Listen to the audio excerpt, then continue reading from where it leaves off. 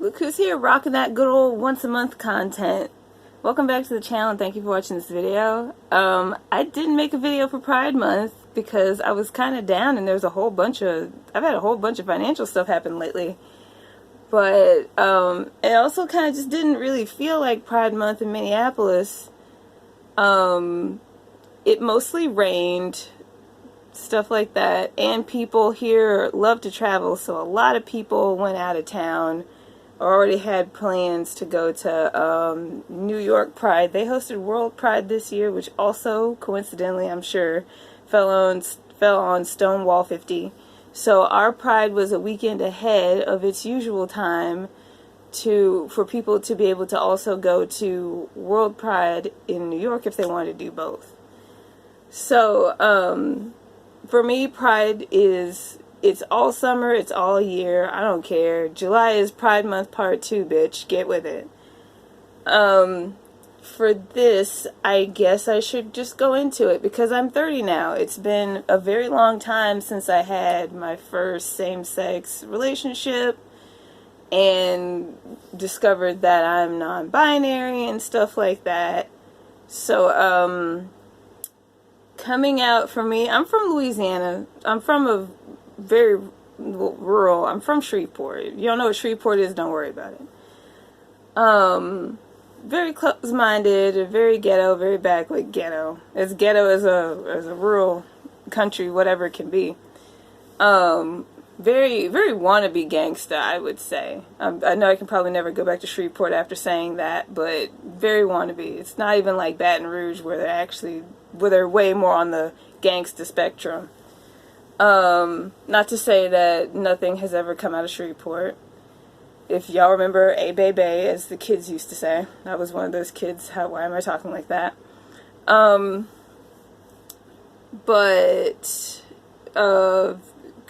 want to say it's conservative and all those things, but really, conservative I feel like is just one more label and one more trigger word.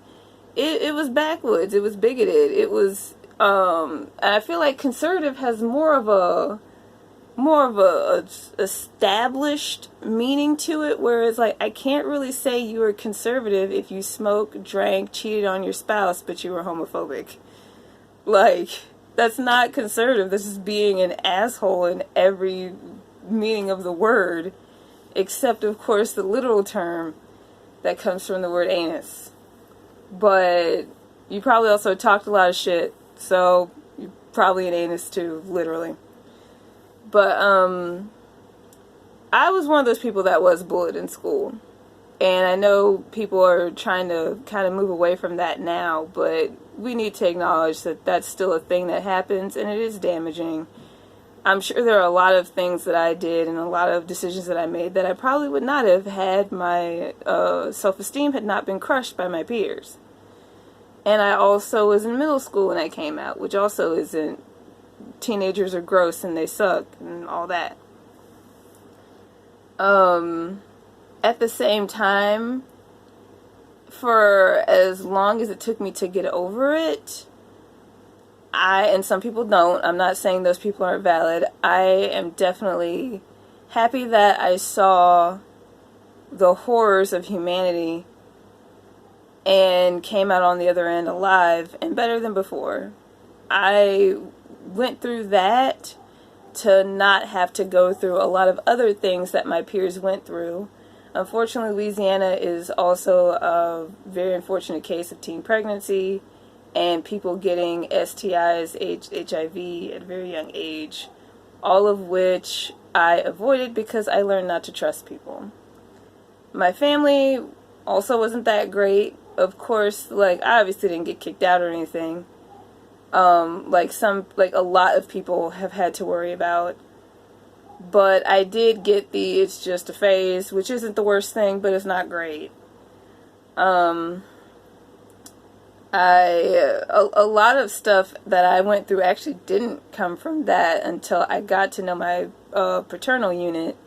He's an asshole. He's one of those people that I'm actually referring to when I say you do all this other list of shit, but you feel like you can be homophobic and be justified when you're actually a shitty person. Yeah, he was one of those. Not to go into like the smoking, drinking vices, but he's a rotten. I'm surprised I'm who I am because I come from some rotten ass people. But as far as being bi goes, a lot of that I got from my peers. I didn't really get that from my family. It's like my sister talked to me a little bit about it. One of my sisters, talked to me a little bit about it. And I felt like, even from her snide scope, because we're just a snide group of people, it wasn't anything personal, she genuinely tried to understand, and I said my piece, and she understood it, and we actually never talked about it again, and it was fine. My older sister tried to talk to me about it years later under very inappropriate circumstances. Our grandma just died, and that was weird. I don't know what the fuck her problem is. I'll never know. I don't talk to them anymore. And my biological maternal unit, she is a cult of personality, I tell you. And the apple probably doesn't fall far from the tree on that one, but really I'm very thankful I took more after my great-grandmother. Yeah, nothing really had anything to do with that. Like, I was different in a lot of ways, though, and really my sexual orientation was really the least of my family's problems, to be totally honest. So, like, I'm not really the shining star of experiences that happened along the lines of that. The most I can say is the bullying from my peers in school. My family was a whole lot of whatever, as far as that goes. As far as my gender goes and being non-binary, that, I feel like that was way more of a struggle for me. Of course, I had never heard of any of these things as a child. I grew up in a very closed environment under sex and gender circumstances. I learned a lot from just how I feel. Like, I have my feelings, and as far as I'm concerned, all of my feelings are valid. That's the way I've always been. I've always cared about my own feelings. So I just went with it, and then when I found out these things have labels and there are other people that do these things, I was like, oh, cool. But I never felt any more or less for my own self, regardless of what anybody else said. But I stopped the sentence to start another one. The gender, that didn't happen until a while after I moved out and left Louisiana and went to Colorado. And my mind kind of entertained the idea of, what if I was this other thing?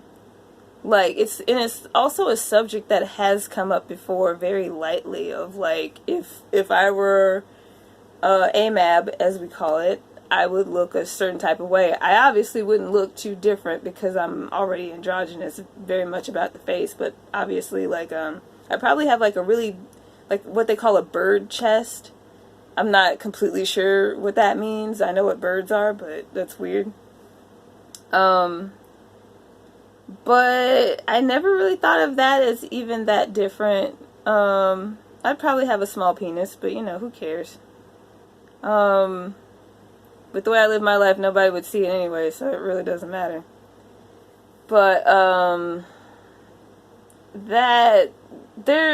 I don't take my gender that seriously, I guess. Like, I use they, them, he, his pronouns, and I can be pretty stern about my pronouns depending on the setting. I'm better than I would say I've seen other people be about self-advocating, but it always depends on the setting and how long I'm going to be interacting with people. Like, you can go ahead and misgender me in this moment, but if I'm not going to talk to you for more than just a few minutes, it really doesn't care what you perceive me as. But I don't know, it kind of like started off as a joke of like, what if I told these people that I'm trans? And it was only in my mind. And then it just kind of went into like, well, what if I am trans? Who gives a shit? Turns out I'm non-binary. So, I don't have any major journey to share on that. I was, my parents, no, none of my family knew where I was. So it's not like I had that pressure, and really moving on was the best thing for me, and I really can't regret the way that I did it, because I did what I felt was best for me, and I didn't want my family to know where I was or contact me. They don't know where I am now, most likely, because the one phone contact that I have had with someone, I always keep a 318 number. So then they know I'm not still in Louisiana. But that's pretty much it. And they don't need to know where I am because they're not in my life. But, a part of me wants to say that I would change a lot, because nobody wants to be outcast and ostracized. But for who I am now, and knowing what that feels like, I am better off knowing how to treat people and be inclusive and treat people equally, rather than slipping into any kind of behavior that would lead me to treat people like they have treated me. So I'm not going to say advice for my younger self. A younger me would definitely do that, but 30-year-old me, you know what? I've done it. I'm still alive. I don't have any major issues. I'm living my best life, and there's nobody that can take that away from me. There's nothing that can be done or said to take what has happened away from me to get me to where I am now. And that's all that I need. But if you're watching this and you're a young black queer looking for a beacon of hope, you are your beacon of hope. I know that when you're young, it seems like where you are now is going to last forever, but let time be proof that it isn't. There is nobody that's still doing the same thing with the same people that they were doing whatever with back when they were your age, however old you are when you're watching this. Of course, not everybody's such an extreme case where they completely drop all their friends and family and move like miles away, like I did. Some people, they are accepted and they get to maintain their relationships, and then there's like all these other things in between. Maybe your friends accept you and your family doesn't, vice versa. It always depends on what you're doing, but I am definitely going to be the advocate of don't hold back unless you have your own sets of reasons. But if you feel like there's no reason why you shouldn't go ahead and be open and honest with yourself, then go ahead and do that. But I definitely understand the conservative background or violent people surrounding you. It's not even always about that whole conservative label. It's people's individual components.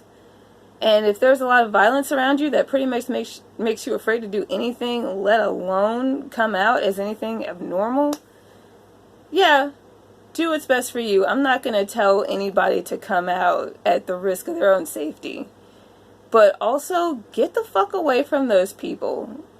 Please have somewhere else to go. You can get on Megabus for $5, depending on how far out you make your ticket. Don't think that you're stuck in a situation, because you're not. Your mind is stuck in that situation. You can leave anytime you want. You can find the resources to leave. If you are able to watch this video on the internet, you can find the resources to get out of this situation. There is hope for you, just like there is for everybody else. I'm no different than you are. I don't have anything that you don't. Get out of that situation. Get out of abusive relationships and all that.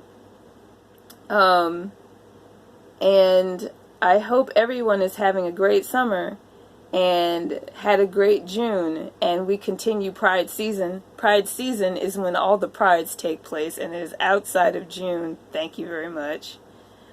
And the different prides, be it Black Pride, which is the most common thing that you might hear about, or any other type of pride gathering, the pride barbecue at a friend's house or whatever. And y'all all take care of each other, and you are valid, and I love you. Bye.